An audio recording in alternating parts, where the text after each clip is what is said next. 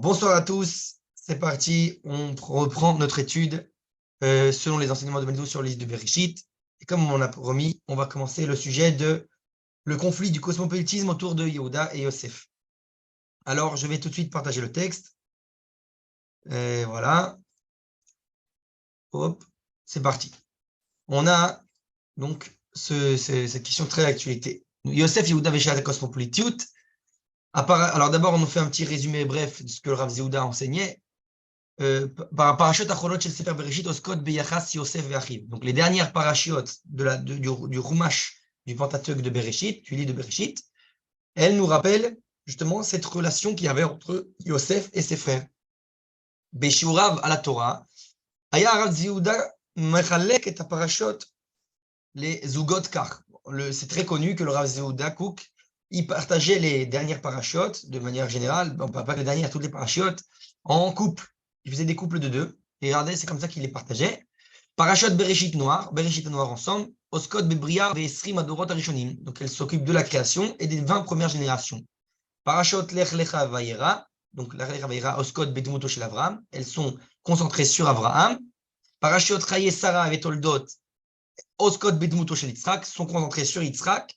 Les parachutes Vayetze Vayishlar. Oskot Bedmuto Shel Yaakov. Elles sont concentrées sur la personne de Yaakov. Et Arba parashiot, chez Parashat, mi Parashat Vayeshev ad Vayechi, en parashot sheben nosot b'shnei aprakim habaim, en oskot b'shnei manigei bnei Israël, arishonim Yosef et Yehuda. Et donc là, jusque les deux prochains cours qu'on va faire, ça sera justement concentré sur Yehuda et Yosef, qui sont le sujet des 4 dernières parashiot. D'accord? Parashat Vayeshev mofia Yehuda b'trilat parasha b'tafkid habechor hamanig, במהלך הפרשה הוא מוביל את מכירת יוסף, ובכך יורד מגדולתו.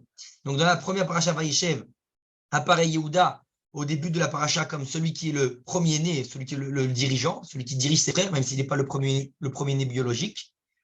Et en cours de la parasha, on va voir que c'est lui qui va engendrer la vente de Yosef, et finalement, ça va le faire descendre de sa grandeur, donc de son rôle de dirigeant. Mais parashat Miketz, Ole Yosef Ligdula Bebet Paro, נעשה שליט מצרים, והופך להיות מי שמוביל את המאורעות בבית יעקב. Dans la paracha de Miketz, on va voir maintenant comment Yosef il va grandir dans la maison de Pharaon. Il va devenir plus tard celui qui va gérer l'Égypte, et il va devenir celui justement qui va gérer en fait tous les événements, qui va diriger les événements jusqu'à tous les événements qui vont gérer en fait aussi la maison de Yaakov. Mais parachat Vaïgash, Nosar Shivion ben Yosef et Yehuda. Vaïgash, il va y avoir une rencontre, et un espèce d'équilibre j'allais dire, de Shivion, égalité entre Yehuda et Yosef. Ils vont se réégaliser les uns à l'autre. La reine Metsayen Baal HaTurim, c'est pour ça que le Baal HaTurim, il explique Vaïgash Besofet Evot Shave. Donc il dit que Vaïgash, c'est la fin des lettres. Donc au début, c'est le mot Shave, ils sont égaux. Mais Malar HaParasha Choser Yehuda Velokeach et Achayut le'anagat hamishpacha. Et en cours de la parasha de Vaïgash, on va voir comment Yehuda il va reprendre en fait la responsabilité de la direction de la famille de Yaakov. Et ensuite, enfin, parashat Vayechi, Murtar Yehuda l'ede Yaakov kemanig hamishpacha. Donc à Vayechi, c'est vraiment, entre guillemets, couronné Yehuda par Yaakov lui-même comme étant le dirigeant de la famille d'Israël, donc des Bnei Yaakov, des enfants de Yaakov. Donc ça, c'est un peu le résumé. בפרק ל"ז בספרו מתנבא יחזקאל על תחיית המתים, ולאחר מכן הוא עצמו מפרש אותה כנבואה על שיבת ציון. מיד אחר כך, עכשיו יחזקאל הוא מתנבא, הקדוש ברוך הוא מצווה עליו. Donc on sait qu'à la fin dans le chapitre 37 du livre de Yecheskel, sur la résurrection des morts, là-bas, il commence à prophétiser sur la résurrection des morts. Il explique lui-même que cette prophétie elle est liée au retour de Sion, donc au retour sur la terre d'Israël, donc les temps futurs. Et juste tout de suite après, il continue Yecheskel et il prophétise, il dit, Kadosh Baruch Hu l'ordonne, il lui dit comme ça. Kach lecha etz echad, il lui dit, prends pour toi un arbre, Urtov alav li Yehuda, et écrit dessus pour Yehuda, velivnei Israël chaverav, et pour les enfants d'Israël, ses amis. Ou les kach etz echad, et prends un autre arbre, Urtov alav, une branche ou un arbre, peu importe. Urtov alav li Yosef etz Ephraim, pour Yosef, l'arbre de Ephraim. Et kol bet Israël chaverav, et tout Israël, ses amis, ses compagnons. Vekarav otam echad el echad, lecha le etz echad. et donc tu devras les rassembler, n'en faire qu'un seul arbre, tu devras les rassembler en un seul arbre, une seule branche, une seule entité.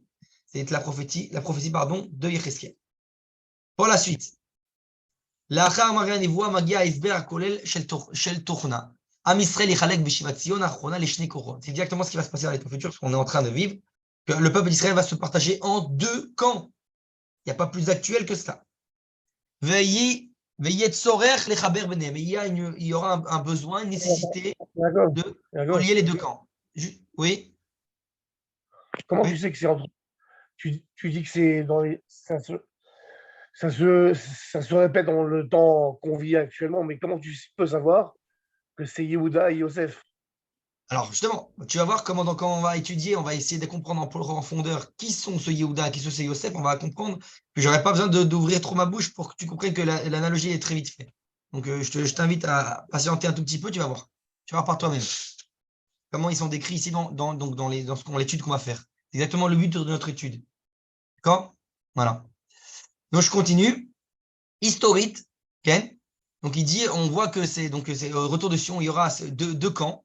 Il faudra les réunifier. Historite, מדובר על איחוד מחדש של ממלכת יהודה וישראל. Donc, de manière historique, on parle d'une unité, de réunir de nouveau la royauté de Juda et la royauté d'Israël, comme c'était le schisme qu'il y a eu dans la Bible, entre ces deux royaumes.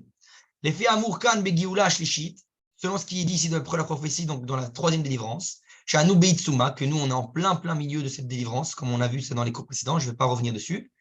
אמורה להיווצר אחדות, כן? אחדות בין הזהויות יוסף ויהודה.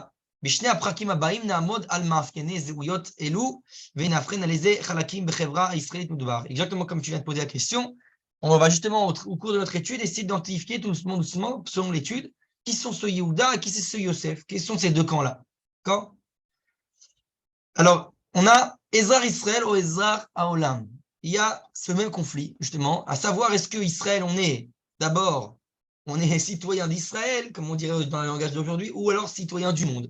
Un conflit très classique aujourd'hui, entre presque dans tous les pays, entre, si j'ai envie de dire presque de manière plus large, toutes les gauches du monde et toutes les droites du monde. Les droites sont en général plus nationalistes, on avait plusieurs fois ça à plusieurs reprises.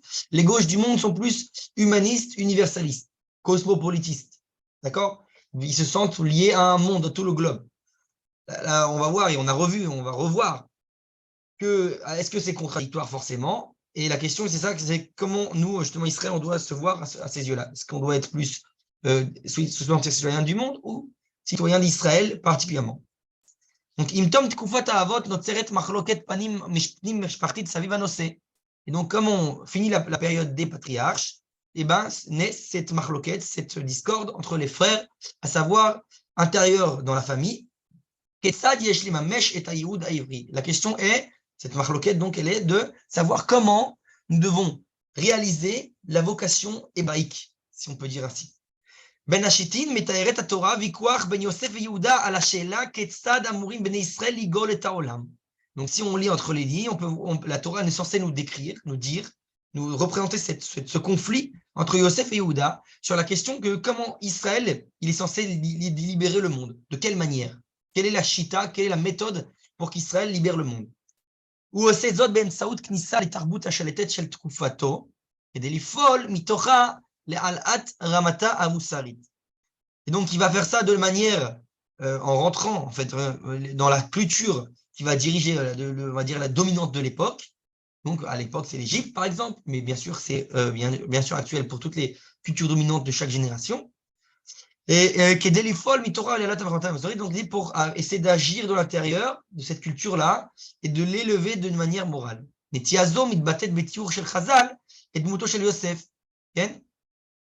Yosef, lui, il a une approche cosmopolite. Il veut influencer à travers la civilisation dominante actuelle. C'est son rôle. Il va avoir l'Égypte, il veut de l'intérieur de l'Égypte essayer d'influencer. Donc, je vais croire notre Saraton, la vie Géoula, la chute Kula. Lui, il veut essayer de libérer le monde en étant à l'intérieur des nations elles-mêmes, dans la civilisation dominante de l'époque. Et donc, et ça s'exprime aussi le fait que, comme il dit ici, les Tiazom, Mitbatet, Betiur, Shel Chazal, et Dmuto, Shel Yosef, qui Yadoua, Yoda, Shivim, Lachon, qui Nivla, Ben Aumot. Il y a deux expressions chez les sages qui sont liées à Yosef, justement, qui nous expliquent comme quoi Yosef, c'est sa vocation, c'est son approche. Le fait que, premièrement, il nous disait sage qu'il savait parler les 70 langues, donc il est lié à toutes les nations. Et deuxièmement, il y a écrit Nivla ben Aumot. Donc c'est dans le Talmud Bavli, c'est-à-dire qu'il a été avalé parmi les nations. כלומר, חז"ל רואים את יוסף כמי שמתערב בתרבותיהן של 70. Donc ça veut dire que les sages voient Yosef comme celui qui va se mêler, se rentrer à travers les différentes 70 nations.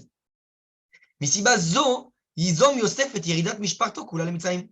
C'est la raison, de manière, on va dire, profonde, pour laquelle il va essayer de faire en sorte que toute la famille de Yaakov descende en Égypte. Car על פי יוסף, יוכל עם ישראל לממש את ייעודו בדרך יוספית. Et donc, selon son approche, du moins à ce stade, je ne parle pas de la fin, on en parlera par la suite de notre étude, parce qu'ils vont voir qu'il va changer d'optique, Yosef, au cours de l'étude.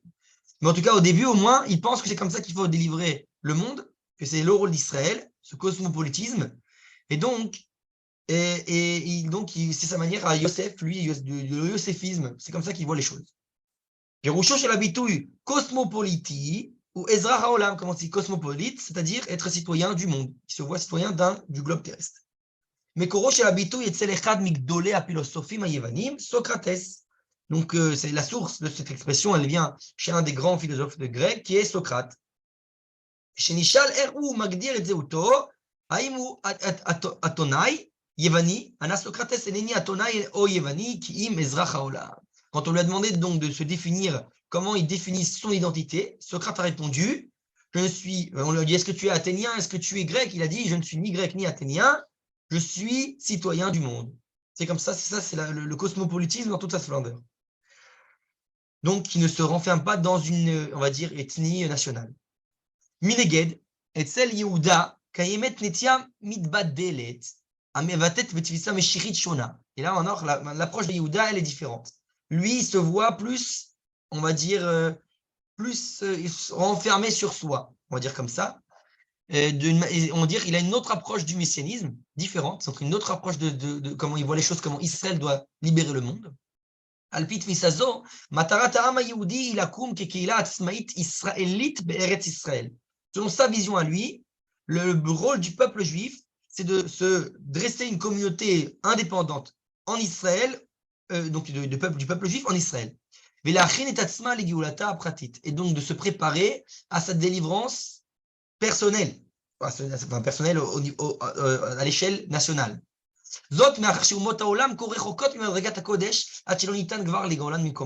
Parce que son approche à lui, ils sont tellement loin de cela, les nations du monde, que ce n'est pas possible de les libérer. Israël doit s'occuper de soi, se libérer soi-même.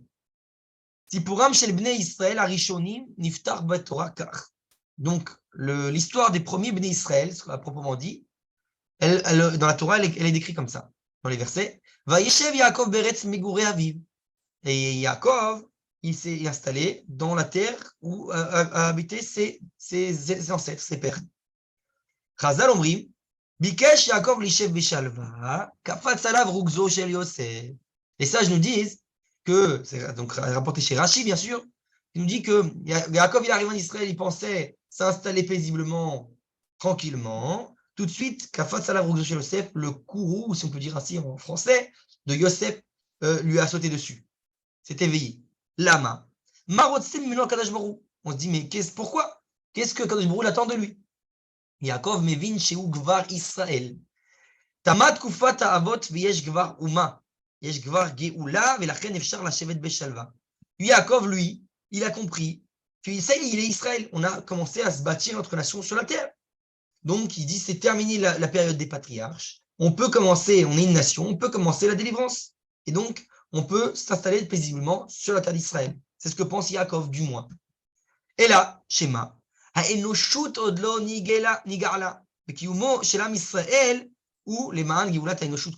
problème, c'est ça. C'est que dans ce stade, l'humanité, elle, n'a pas encore été délivrée. Et donc, justement, on nous apprend par cela que Akadosh Baruch Hu, il attend que la délivrance ne vienne pas que pour Israël, mais pour les nations tout entières. Et donc, c'est la raison pour laquelle cette propriété qui va se retrouver chez Yosef va être celle qui s'éveille chez Yaakov, qui va éveiller Yaakov, qui va faire remuer un peu tous les événements. La reine, Kafatzalav chez Yosef, chez Orid Mitzrayim. C'est pour la raison que ça va engendrer tout ça, que la famille d'Israël va descendre en Égypte à cause si on peut appeler ainsi, ce courroux de Yosef, comme le dit Rashi. המאורעות הנגזרים ממכירתו חייב את ישראל לשתף בגאולתם את מצרים, מייצגת את האנושות כולה בהיותה המעצמה העולמית. Comme on a dit, les événements, le fait que la vente de Yosef, etc., c'est ça qui va pousser de force, si on peut dire, à toutes les familles d'Israël à descendre en Égypte pour essayer de délivrer l'Égypte avec elle, et pas que de libérer le peuple d'Israël seulement. D'accord? On continue. Ben Kodesh le Kesef. ההבדל נוסף בין יוסף ליהודה, הוא שכישרונו של יוסף הוא בתחום החומרי, ולכן הגאולה בעיניו מדינית וכלכלית. Encore une autre différence qui est entre ces deux propriétés de Yosef et Yehuda, qu'on analyse dans l'étude, c'est que premièrement, Yosef, il a cette propriété de matérialiste. C'est celui qui amène la délivrance matérielle. On voit, Benav, il s'occupe de gérer un État, des finances, de l'économie d'Égypte, etc., etc. Donc, il s'occupe de quelque chose de fonder une économie fort. Le Matzot, Yehuda, lui, il est plus dans le domaine du spirituel.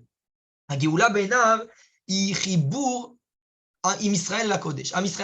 Pour lui, pour Yehuda, la vision de Yehuda, la délivrance, c'est une union du peuple d'Israël avec le Kodesh, avec le Saint, S-A-I-N-T. D'accord?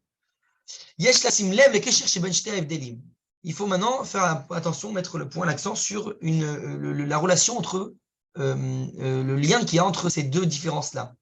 מכיוון שנטייתו הטבעית של יוסף היא התעסקות בבנייה החומרית של האומה, מודגש אצלו המחנה המשותף בין ישראל לעמים, עצם היותה של ישראל אומה.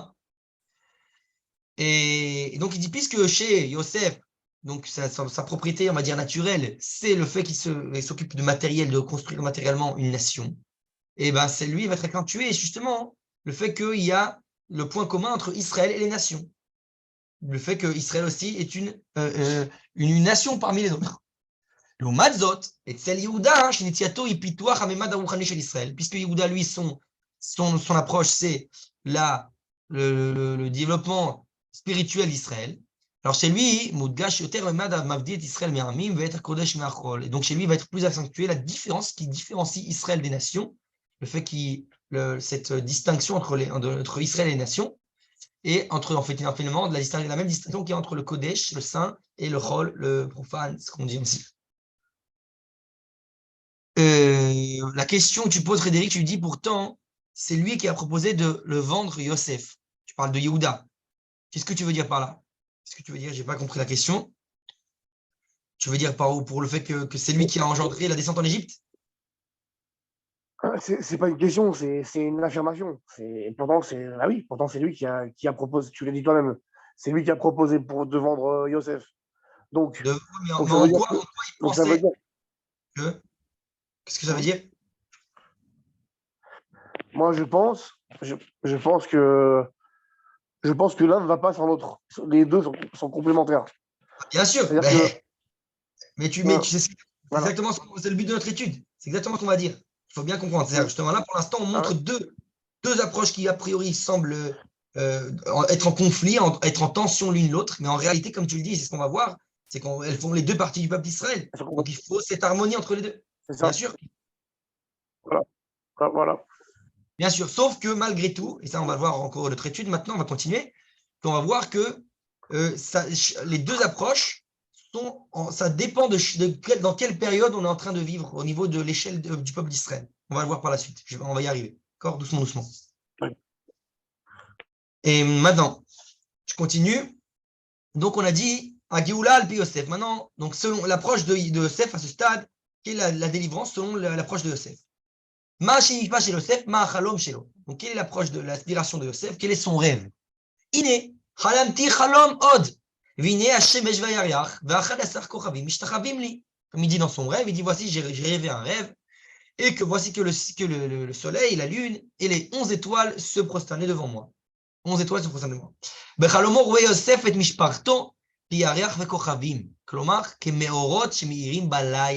Regardez bien, ça c'est un accent très important. Il dit dans son rêve, Yosef, il voit sa famille comme la lune et les étoiles, okay? C'est-à-dire comme ceux qui vont éclairer la nuit. Laïla mesamel et zman achosher. La nuit, elle représente l'obscurité. À eder vers galout, c'est-à-dire l'absence de lumière, et donc finalement l'absence de, si on peut dire, shrina, j'allais dire d'une certaine manière, et en fait l'exil, la galoute. לפי זה, מצביע החלום של יוסף על כך שעם ישראל ירד לגלות, בשם יתרום את חלקו לאומות העולם. Donc, selon cette approche de Yosef, lui, ça vient accentuer là le fait, ça vient mettre l'accent sur le fait que c'est lorsque le peuple d'Israël descend en exil, là-bas, il va, oui, véritablement donner sa, on va dire sa trauma, comme on dit en français, son apport aux nations, d'une certaine manière. Il va apporter aux nations quelque chose, il va les influencer, du fait qu'il siège parmi eux. Imkar, Madoua, Mitnagdim, Yehuda, Ve'achim. Et donc la question c'est, si c'est comme ça, alors pourquoi s'opposent Yehuda et ses frères? Pourquoi Yehuda et ses frères s'opposent à cette approche-là?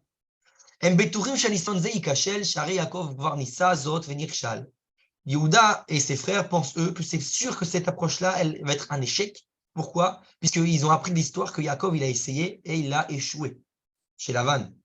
Yaakov yarad legalut Haran et Lavan. Il a été là-bas chez Haran, chez Lavan.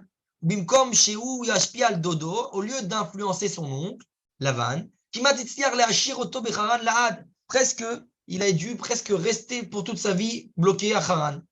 Vekar les volé l'auto, et donc presque Lavan, il a réussi à, si on peut dire, l'assimiler. Lavan bikesh la'akor et akol, comme on dit dans la Galat Pessah, que Lavan, il a demandé à tout déraciner. C'est celui qui voulait nous assimiler.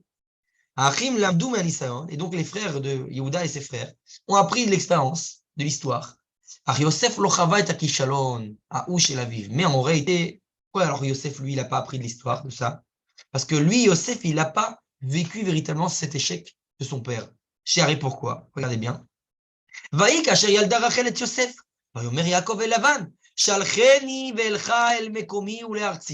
Alors oui, d'abord, elle dit parce que la Torah nous mentionne que ce fut que lorsqu'elle a eu enfanté Yosef, Rachel, elle a enfanté Yosef, alors Yaakov, il a dit à Lavan tout de suite, renvoie-moi à mon endroit, je vais retourner à ma terre. Alors, bien sûr qu'on sait que, historiquement, selon les versets, selon les sages, il s'est passé encore 6 ans. Il a travaillé encore 6 ans pour les troupeaux, etc. Mais le simple fait que la Torah, elle juxtapose les versets, cet événement, ça veut dire qu'il y a une relation directe entre le fait que Yaakov veut retourner en Israël et le fait que Yosef est né. On peut élargir cette question très largement, je ne vais pas trop élargir. Si par la suite j'ai le temps, j'approfondirai un peu plus ce point. Mais en tout cas, le fait est que Yosef, dès qu'il naît, ça y est, il y a cette volonté de Yaakov de revenir à la maison. On va comprendre.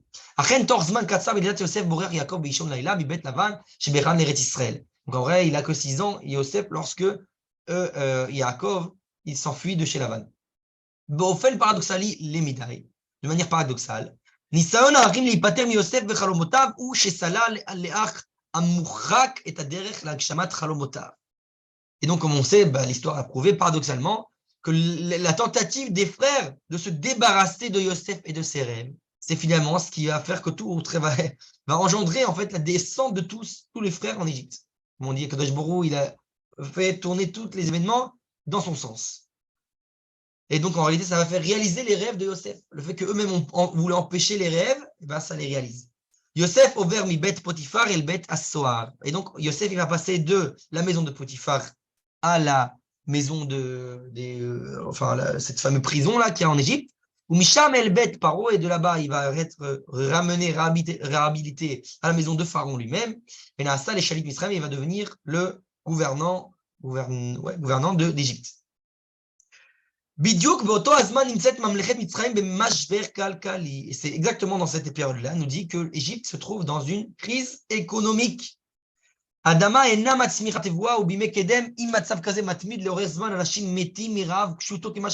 on sait, à l'époque, l'Égypte a des problèmes de récolte, etc. Elle n'arrive pas à faire sortir autant de ce qu'elle a besoin en tant que récolte. Et donc, à cette époque-là, comme il n'y a pas toutes les technologies d'aujourd'hui, les gens meurent quand il n'y a pas de récolte. Et il n'y avait pas d'autres méthodes. Yosef Nimsa meurt de faim, bien sûr. Okay? Yosef Nimsa b'mekom hanachon ובזמן הנכון כדי לממש את חזונו הקוסמופוליטי ולגאול את העולם בדרכו. Et donc, c'est pour ça que Yosef il se trouve au bon endroit, au bon moment, pour libérer, amener la délivrance aux nations, à l'Égypte, entre autres. Ve'ata, yare paro ish navon veracham ve'ishiteu al eretz Misraim. Donc, ce que dit les versets, il nous dit, voilà, maintenant que Pharaon nomme un homme sage, intelligent, qui va s'occuper de gérer l'Égypte. Il y a assez paro, il va y avoir pkidim al haaretz ve'rimesh et eretz Misraim ve'sheva shnei asava. Et donc, ce Pharaon, il devra nommer des émissaires, etc., comment dire, des pkidim, des ouvriers, des gens de travaux, des gens qui vont s'occuper de ça, des agents, si on peut dire ainsi, et s'occuper de récolter, de prendre une partie, un cinquième de chaque chose des récoltes, etc., pendant les années d'abondance. Donc, c'est ce qu'on fait, ils ont récolté, et à chaque fois, ils ont pris toute cette abondance, ils ont mis de côté, comme on sait tous, pour pouvoir gérer les années de famine. Et donc, ils ont après rapporté toute cette récolte dans les trésors de Pharaon. En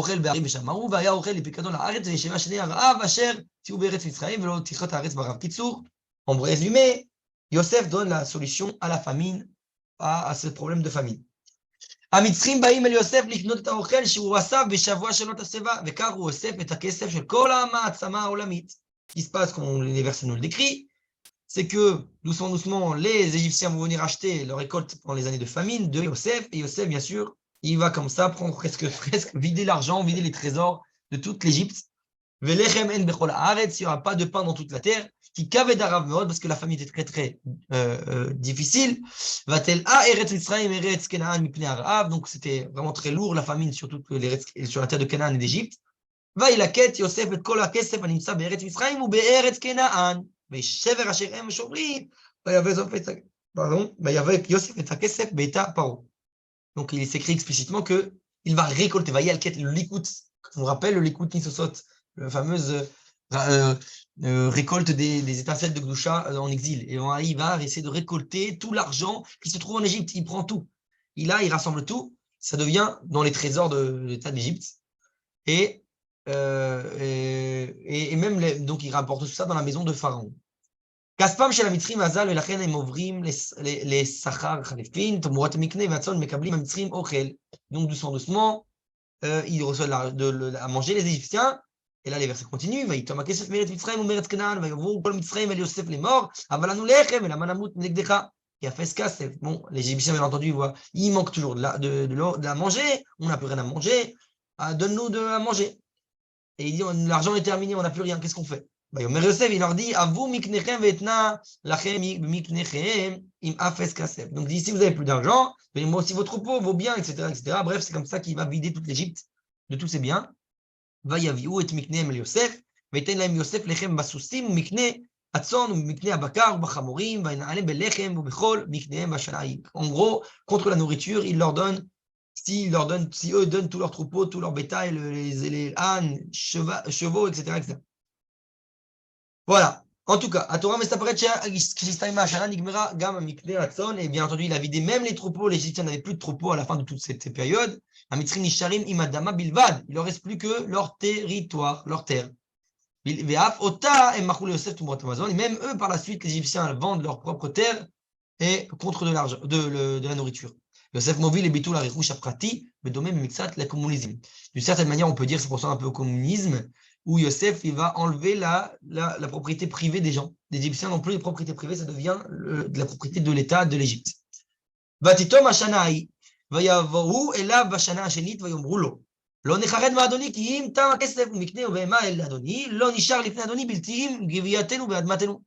Ils arrivent à un stade où ils n'ont plus rien, les Égyptiens, et ils disent maintenant il ne nous reste plus que notre propre corps et nous-mêmes. La manamut l'enera, pourquoi est-ce qu'on devrait mourir? Nous et notre terre.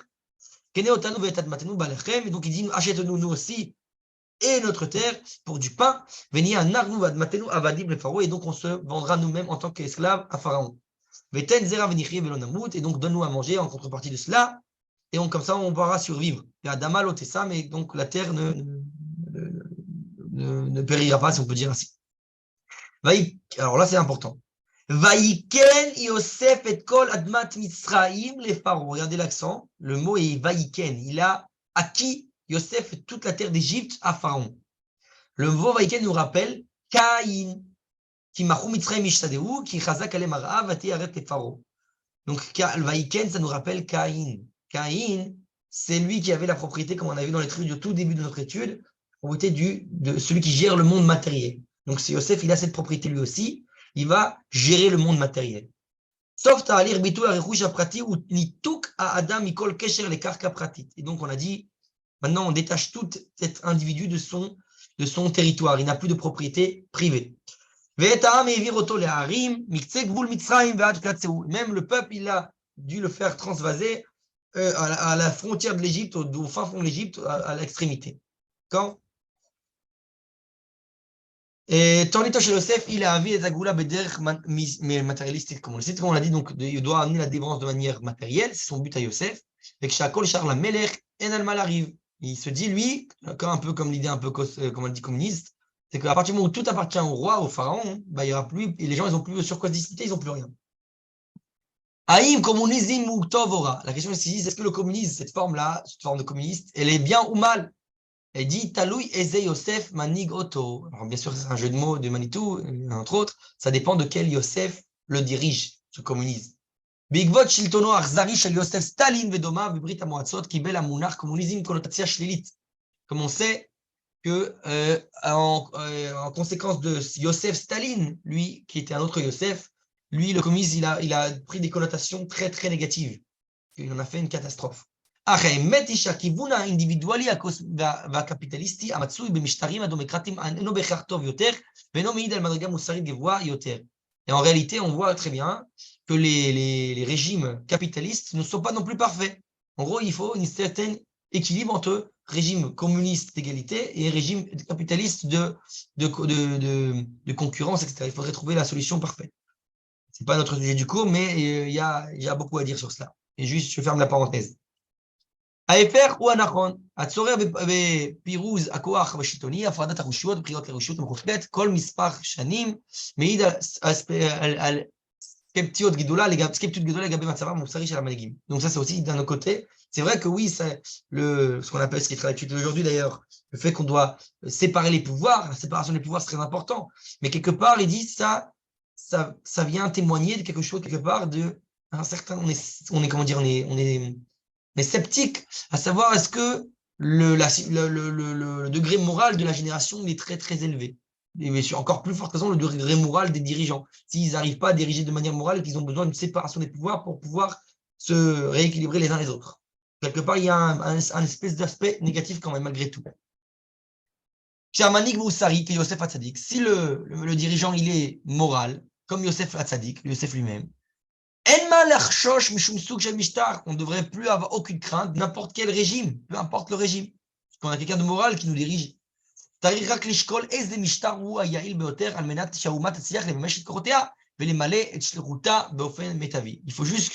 juste peser quel est le régime le plus idéal, on va dire, selon les circonstances, selon ce qui peut faire réaliser le peuple, ses forces, ses capacités, de la meilleure manière, de la manière la plus, on va dire, la manière la plus fructueuse, si on peut dire ainsi. Alors ça, d'ailleurs, j'ai fait un cours entier sur ça, c'est un autre sujet, je vous invite à voir sur YouTube le cours de démocratie ou monarchie, etc. On continue. Maintenant, comme on a dit, tout ça, c'est sur ce qu'on parle de Yosef. Mais on sait tous, comme on a vu plusieurs fois, il y a le Mashiach ben Yosef, le Messie fils de Yosef, de la lignée de Yosef.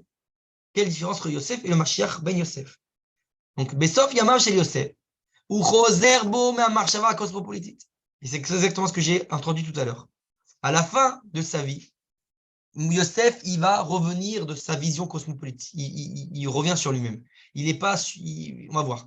ומתייאש מן הרעיון להקים גרעין יהודי שישמש מגדל אור ומעצמה המרכזית וממנה לכלל האנושות, ולכן מפני מותו הוא משאיר כצוואה לבית יעקב את המילים הבאות.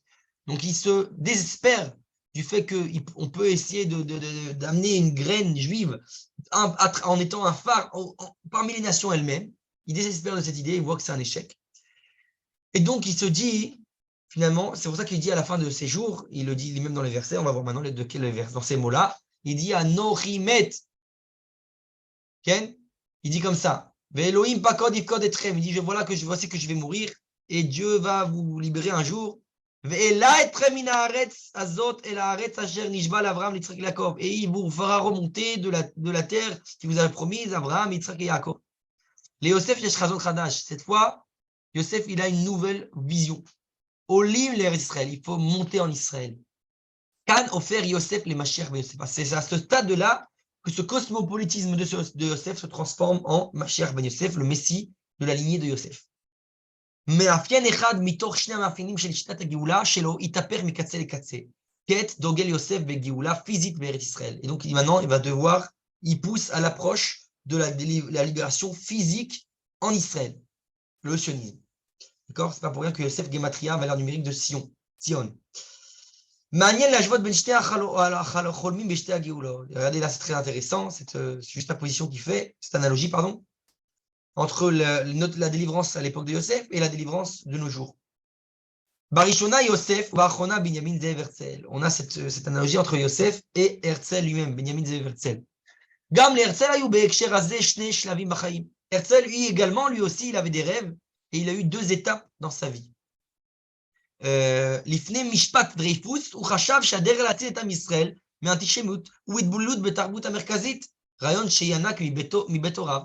C'est vrai que Herzl a pensé à un stade de sa vie, avant qu'il voit le fameux le jugement de Dreyfus, de l'affaire Dreyfus, il se disait qu'on peut peut-être agir, influencer de manière morale l'humanité à travers,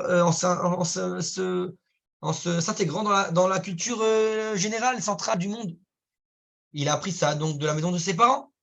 ובעקבות משפט דרייפוס חש הרצל את הפיכת אורה של אירופה משוויון זכויות ליהודים, אנטישמיות מודרנית, והבין שרעיון התערבות העם היהודי בתרבות השולטת עתיד להיכשל בכישלון החרוץ. Et après l'affaire Dreyfus, il va commencer à switcher, changer d'optique et comprendre que Israël a besoin d'une terre à lui, d'une nation, c'est-à-dire le sionisme. Il comprend qu'il faut que Israël bâtisse sa propre nation, sa propre indépendance, pour pouvoir de là-bas influer les nations. כמו הרצל, גם יוסף הריח בטרם בו הפורענות את המציאות של פרעה החדש אשר לא ידע את יוסף. Et donc même Yosef, on peut dire quelque part, il a senti, Yosef Hatzadik, de la même manière que Herzl, qu'allait venir, ce qui allait advenir. Donc il a senti, ce qui se passe tout de suite après la mort de Yosef d'ailleurs, qu'un nouveau pharaon s'élève qui ne connaissait pas Yosef. Ils ont tourné leur veste très rapidement. Ils ont oublié très vite les nations, ce que Israël leur a apporté. Donc, donc les deux dirigeants, que ce soit Herzl et que ce soit Yosef Hatzadik, eh ben, ils sont venus de cosmopolites à sionistes. Et donc eux-mêmes ont vu et revu comme ça, établi ce retour de la nation hébraïque à Sion. Comme Yosef, de la manière que Yosef, son approche, on avait dit sioniste, elle est de fonder un État, et donc elle est matérielle, car Gam Herzl, Herzl lui aussi, vous voyez, la construction matérielle d'un État, donc lui, il voyait que de rester un État physiquement, concrètement, Imzot, Yosef Shamar al Tzidkuto ve'emunato leorech kol haderech. C'est vrai qu'à l'inverse de Herzl, lui Yosef, pendant tout son projet, il a préservé sa tzidkut, le fait que c'était un tzaddik, son halakha, etc. À l'inverse de Herzl. Mais malgré tout, Mikan a evdel amouti nosaf. Et donc là, de là ressort une différence quand même essentielle. Herzl kaven bitria Hashem Israël bolel be'Europa. Lui, Herzl, il pensait qu'au début, qu'il fallait que le peuple d'Israël s'assimile en Europe. Yosef, lui, lui, à l'inverse, Yosef, il pensait qu'on pouvait influencer les nations à travers l'Égypte, mais sans s'assimiler, sans perdre son identité. De la même manière que lui-même a vécu en Égypte sans perdre son identité hébraïque. Il est toujours, d'ailleurs, il est même mentionné comme ivri, l'hébreu. J'ai été volé de la terre des Hébreux. Il n'a pas peur de dire qu'il est hébreu. D'accord? Jusque-là, c'était l'approche de Yosef. Maintenant, on commence l'approche de Yehuda. Comme on a dit, son approche à lui, c'est la libération, la délivrance de l'individu en terre d'Israël. Benigoud les cosmopolitisme chez Yosef, Netiat Yehuda, il est au mythe. Lui, à l'inverse du cosmopolitisme de Yosef, il a une approche plus nationaliste. Benigoud le Hashiva Medinit Kalkalit chez Yosef, Yehuda Roet Haolam, les perspectives datit. Lui, il voit le monde plus de manière spirituelle, religieuse, si on peut dire ainsi. La reine que Mishparat Yaakov omedet l'eredet Mitzrayim, Misper Katuv al Yaakov. Et donc, lorsque ça appréhende, la famille de Yaakov va descendre en Égypte, nous dit le verset sur Yaakov, Ve'et Yehuda shalach leorot lefanav goshena. Lorsqu'il envoie Yaakov, il dit, il a envoyé Yehuda. Pourquoi? Pour les orot lefanav goshena, pour diriger, pour gérer devant tout le monde, en fait, à Goshen. C'est-à-dire quoi? Il veut que ce soit Yehuda qui gère les événements. Amidrash masbir ki likrat bohu shel mishparto le Goshen igdim veshalach Yaakov et Yehuda leshem natkin lo bet vaad sheye more bo divrei Torah veshiu hashvatim lomdim bo. Donc les midrashim nous expliquent pourquoi il a envoyé Yehuda en premier, devancer, donc les pas, parce qu'ils disent nous midrash qu'il a voulu, là-bas Yehuda prépare le terrain et qu'il organise déjà un espèce de beth midrash où ils enseigneraient la Torah et où les différentes tribus pourront étudier là-bas. Donc, dans les Télim, on dit Katouv, Al-Mamlechet Yehuda ve Israël, il écrit au sujet de la royauté d'Israël et de Yehuda. Betzet Israël ve Mitzrayim, ce qu'on a dit dans le Hallel, il n'y a pas longtemps, la sortie d'Israël et d'Égypte. Haïta Yehuda le Kodesho, il était Yehuda le Kodsho, pour la sainteté. Israël, même chez l'Otav, Israël, lui, dans la gouvernance. D'accord? Mamlachot Yehuda ve Israël enshte afachim, qu'on a dit, ces deux royaumes-là, ces deux royaumes de Yehuda et d'Israël sont deux, a priori, opposés, deux contraires. En boltot bishne trumim shonim, ils s'expriment chacun dans deux domaines différents.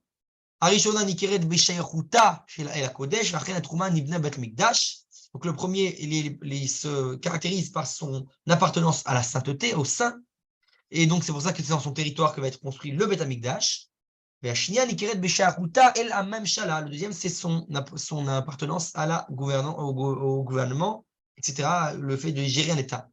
Donc,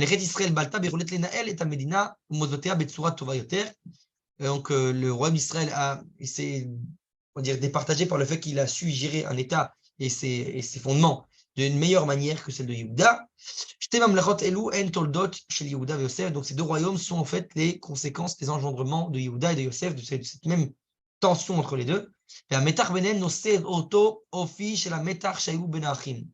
le même, comme il y avait le schisme dans le royaume d'Israël, dans le Tanakh, dans la Bible, il y a cette même tension entre les forces de Yehuda et de Yosef, comme jusqu'à aujourd'hui. Shoresh Ametar Ben Achim. Donc d'où vient la source de cette tension entre les frères? בעומק הדברים, המתח בין יוסף ליהודה נובע מכך שבני יעקב חיים בתפיסה שתקופת האבות נמשכת גם בימיהם. Et donc, d'où vient cette tension? Et ça, c'est très important, c'est les bases de la Torah de Manitou.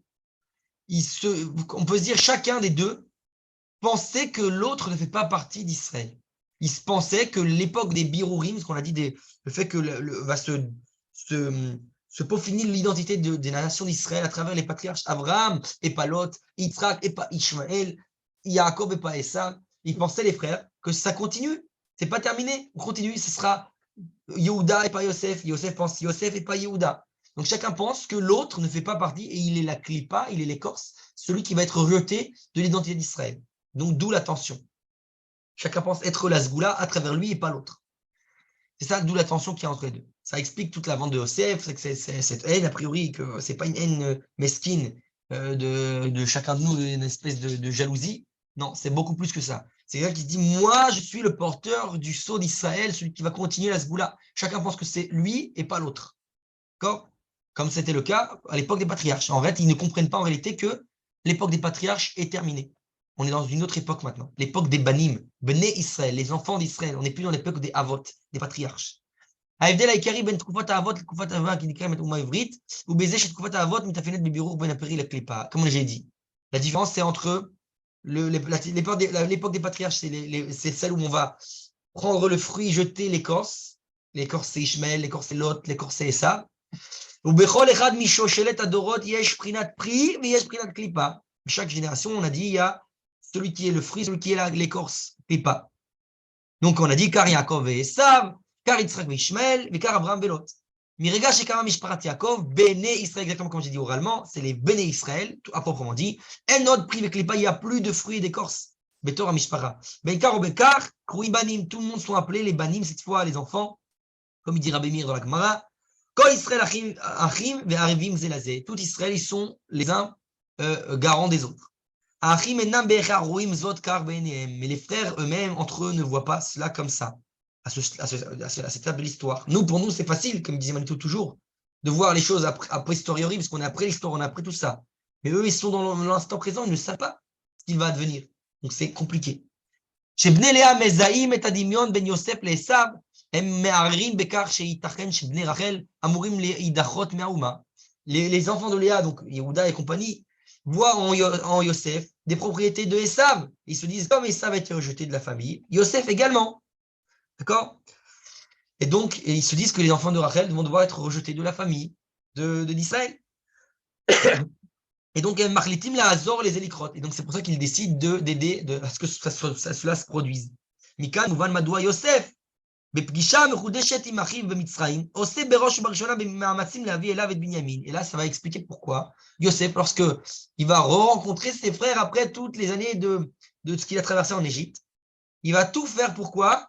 Pour amener Binyamin, le fils de Rachel, qui reste, vers lui. Pourquoi? Parce qu'il pense que les frères pensent que Binyamin, les enfants de Rachel, ne sont pas d'Israël.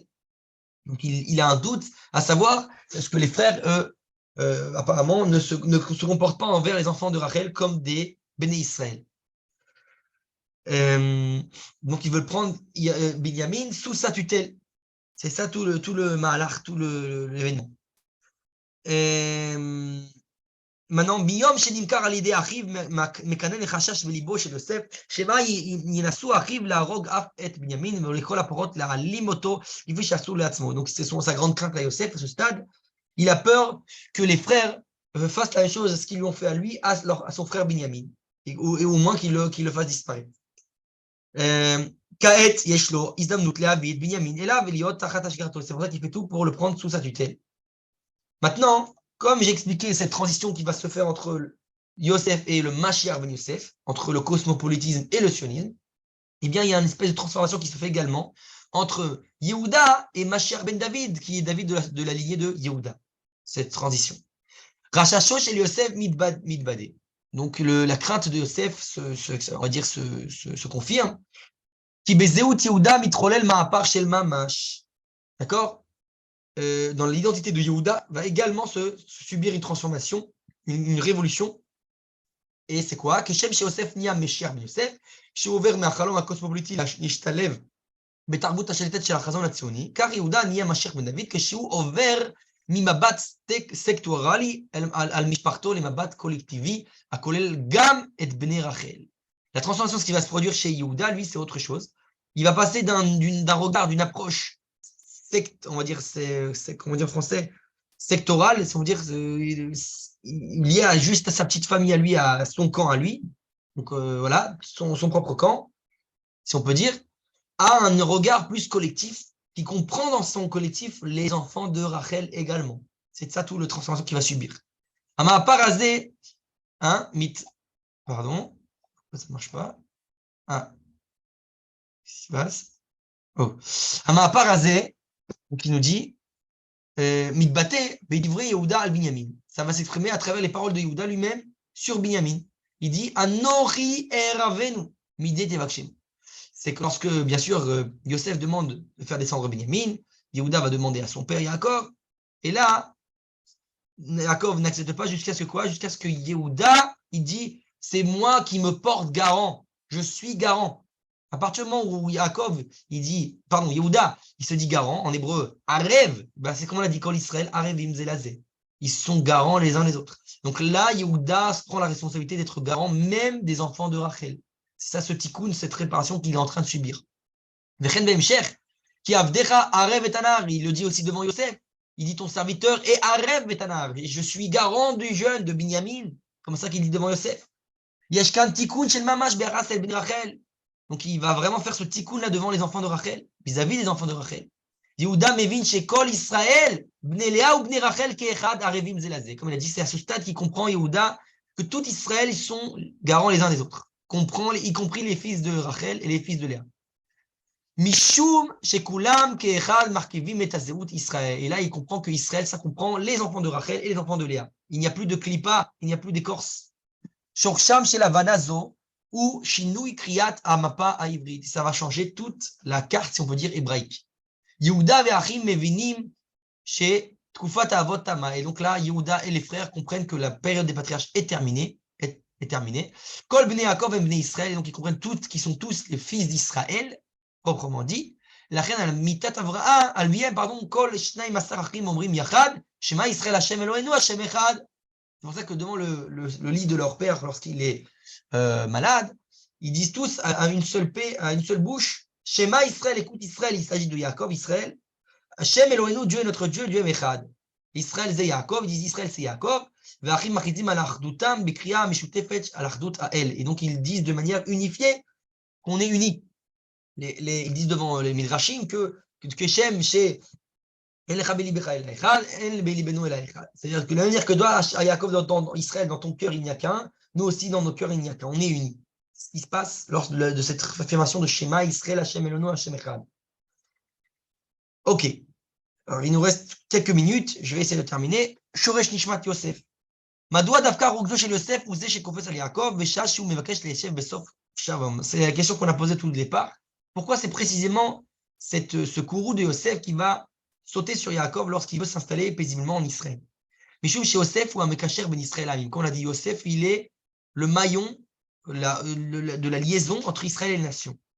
Les Havanat Trunatosh Zo chez Yosef, Yesh Itrakot Achar Ikvotav Mi Beten ou Mileda. Pour comprendre quelle est cette essence-là de Yosef, il faut regarder qu'est-ce qui se passe même à sa naissance dans le ventre de sa mère. Bidjuk al Shlav Ze Yesh Lanu Meda Maftia, Apsukim Mesaprim Lanu Shachar Ledat Zevulun Yalda Lea Bat. Donc les versets nous racontent que tout de suite après la naissance de Zevulun, Léa va mettre au monde une fille. D'accord? Regardez les versets. Vata'ar od Léa, Vateled ben Shishi Léakov. Elle est tombée enceinte, Léa, et elle a engendré un 6e fils à Yaakov. Vatomer Léa, Zevadani Elohim oti, Zeved Tov. Et donc Dieu m'a gracifié, on va dire, un autre enfant, un Zeved Tov, Apam, Isabilin Ishi, donc il va mamash me considérer, qui a le datilo Shishabanim, parce que moi je lui ai engendré 6 enfants. Vatikra Shemo, Zevulun, c'est pour ça qu'elle appelle son fils Zevulun. Gachari al-Dabat, et ensuite elle a enfanté une fille. Vatikra Shema Dina, et elle a appelé sa fille Dina. Nitinat Hashem Dina letinoket chadasha meramez alezeshu din vecheshbon shenasa kan. Le fait qu'elle donne le nom Dina à sa fille et à son nouveau-né, ça représente Dina, en hébreu ça vient de din, un espèce de jugement, un règlement de compte, on peut dire un calcul qui se fait là. Rachid dit, il apporte l'explication du Talmud, d'accord? Il dit chez Dana Léa din beatzma, que Léa elle s'est fait un jugement elle-même. Im ze zachar, elle a dit si c'est un mâle, si c'est un garçon, loté Rachel achoti ki achat hashvachot, ma sœur Rachel ne sera encore moindre que les servantes qui sont Bila Vézilpa. Et il parlait là, Vénéfar les Keva, donc elle a prié pour que le fœtus en question se transforme en fille, et donc ça devienne Dina. C'est-à-dire, si on comprend bien ce qu'on vient de dire, que ça aurait dû dans le ventre être qui aurait dû être né, puisque toutes les tribus à ce stade sont nées. Les deux, Bila et Zilpa, elles ont tous les deux enfants, ça fait 4. Léa, elle en a 6, ça fait 10. Donc le 11e, ça devait être Yosef. Donc il aurait dû, à la place de Dina, naître Yosef. Léa, elle aurait dû engendrer Yosef. Ça nous prend une grande relation là, très profonde. Rachid mitbasses à la nachash et on sait qu'il y avait une tradition, une prophétie qu'il devait y avoir 12 tribus. Donc elle se dit, moi j'en ai déjà 6. Il y a les 54, et Rachel, il lui restera quoi? Donc elle dit, je prie pour que Rachel ait au moins 2, au moins comme Bila et Zilpa. Et donc ça aussi, ça se représente également cette idée-là, que le fait qu'il y a d'autres proposants, on va dire ceux qui ont voulu remplacer les identités hébraïques, ont eux aussi engendré 12 enfants. On voit ça chez Nachor, il y a eu 12 enfants, également chez Ishmaël. Les Orzot Masbir Rashi, chez Léa, Irgisha, chez Berachma Yeshben, Bizman Ze, Od Aïta Rachel Akara, Od chez Léa, Kvar Ayu, Shisha Banim, Lekol Achat Mishte Ashfachot, Shne Banim, Sarakol Asar Banim, comme j'ai expliqué oralement, donc je ne reviens pas là-dessus. La reine Dana Léa Dinatzma, Beatzma, Veamra, Sheim Yela Od Ben, Isher Rak Ben Acher, אחד שיכול להיוולד לרחל, וכך מעמדה יהיה אפילו נחות מזה של השפחות, וכשכל אחד מהן שני בנים. Bon, je l'ai dit également oralement, donc je ne reviens pas dessus.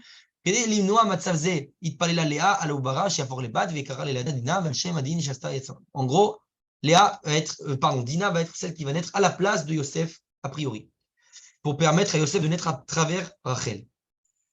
מיד לאחר מכן מתואר התורה, ויזכור אלוהים את רחל, וישמע אליה אלוהים, ויפתח את רחמה. Tout de suite après, Léa tombe enceinte, et elle va, Kadosh Baruch va ouvrir sa matrice, Vatar ותלד בן, ותאמר. Elle va engendrer un enfant, elle va dire, Asaf Elohim et Chirpati, il a rassemblé, si on peut dire ainsi, ma honte, Vatikra et Shimo Yosef, et donc elle a appelé son enfant Yosef. Les morts, Yosef, Hachem li ben acher. Hachem, il me rajoutera au futur un autre enfant. Olé Mikal Ridouche Meratek. On a de là un grand ridouche qui est Yosef et Dina em ota neshama. Ils sont liés quelque part. Ils ont un lien intrinsèque, Dina et Yosef. Ils sont liés à la Prinat Esav, qui Léa aurait dû être préposée à être la femme de Esav. D'accord? Je vais passer tous les versets qui sont avancés ici, c'est pas grave, parce qu'on n'a pas tellement le temps. Je vais dire oralement presque l'idée. Cette idée va se retrouver à travers Shrem. Ça, c'est pas pour rien que Dina, elle va être préposée à Shrem. Alors, Manito, j'ai lu dernièrement qu'il explique, qu'il te montre très clairement que tous, en général, on lit ça de manière négative, le fait que Rachel, elle va comment ça s'appelle? Elle va engendrer. Je vais enlever le texte, excuse-moi. On va arrêter le texte. De manière générale, les commentateurs expliquent de manière très très négative le fait que Dina, du moins comme ça ils comprennent Rashi, que Dina elle va sortir dehors et qu'elle elle est un peu frivole, a priori comme ça qu'on explique de manière générale, et qu'on va dire que elle est pour ça qu'elle va être violée par Shrem, Ben Hamor, etc., etc. Alors il y a plusieurs points importants qu'il faut rappeler. Premièrement, les sages disent que lorsque Dina c'est la fille de Yaakov, Yaakov il veut la marier, il veut construire à travers elle la 13e tribu de Léa, parmi les, en étant le mari de Dina. Mais les sages disent que lorsqu'il arrive en Israël, qu'il est confronté à Esav, il cache Dina dans un coffre. Les sages lui viennent en critique à cela. Pourquoi elle aurait pu ramener, a priori, Esav en tchouva, mais Yaakov, il l'a empêché. Pourquoi? Parce que Yaakov, de la manière que Léa ne voulait pas être elle-même mariée à Esav lui-même, parce que les sages nous disent, c'est pour ça qu'elle pleurait. Donc, elle a prié pour être aussi mariée à Yaakov et fait construire parmi elle la famille d'Israël. Eh bien, donc, elle a cette propriété, elle aussi, à travers Léa, de Esav. Et ça va se reproduire également chez sa fille Dina. Et donc, Dina, elle est liée à ça. Donc, c'est pour ça qu'elle est liée à quelque part à Esav. C'est pour ça qu'il y aurait une pensée, on peut dire, qu'elle peut se marier avec Esav pour le ramener. Mais Yaakov ne voit pas ça comme ça parce qu'il voit qu'Esav c'est déjà sorti du lot par lui-même, par ses actes. Et donc, Yaakov, il voit ça autrement. Il te dit peut-être que chez Shrem, Ben Hamor, il est potentiellement un Khatan pour sa fille Dina. C'est pour ça qu'il n'est pas très heureux de ce qu'on fait Shimon et Lévi. Même si, bien sûr, au final, Shrem il va aussi également sortir lui-même du lot à travers ses actes, qui est le fait qu'il va violer Dina au lieu de faire ça de manière nissoun. Mais il y a beaucoup à approfondir, je ne vais pas trop élargir sur le sujet, mais en tout cas, le fait est que quoi? Qu'il y a un lien profond entre Dina et Yosef. Parce que Yosef, lui aussi, il est le sitno chez les Sav, comme on l'a dit, c'est à partir du moment où Yosef est né chez Lavan, que tout de suite Jacob pense qu'il peut revenir en Israël et se confronter à Esav. Les sages disent, pas les sages, le prophète, il dit que Yaakov, il est comme Esav, il est comme le cache, comme la paille, et Yaakov, la flamme, et Yosef, le flambeau, si on peut dire ainsi. Donc, il a besoin de cette force, cette propriété de Yosef, pour se mesurer à Esav. Il a en lui cette propriété de Esav. Pareillement, Dina, elle peut construire à travers elle la 13e tribu en s'uniant à des familles extérieures de la famille de Yaakov. Donc ça va se faire à travers Shem, puis finalement, ça va repartir, même si ça a échoué à travers Shem, mais finalement, le fait est que de cette union va naître de ce viol, Osnat, qui elle-même, selon les Midrash, va être la femme de Yosef. Osnat, qui est la fille de Dina et de Shrem, va faire naître 2 tribus à part entière qui sont en fait des fils de Yosef qui eux-mêmes vont devenir des tribus à part entière, qui sont Ephraim et Ménaché. Donc on voit encore toute cette propriété. C'est pas pour rien que le royaume d'Israël, dirigé par la tribu d'Ephraim, donc la propriété de Yosef, et il a une propriété à part entière. Il y a toujours cette propriété de ceux qui sont les dévots, les précurseurs du retour à Sion. Avec Yehoshua, Ben Nun, lui-même qui est de la tribu d'Ephraim, avec Mordechai, dans l'histoire de Purim, qui est de la tribu de Binyamin, etc., etc. Il y a toujours cette propriété des fils de Rachel Dieu représente le retour de Sion au départ, matériel, et ensuite il y a la deuxième étape, l'étape de Mashiach ben David, l'étape de Yehuda, etc. Donc c'est ce qu'on a vu dans notre étude. Voilà, pour résumer, j'espère que j'ai été assez clair.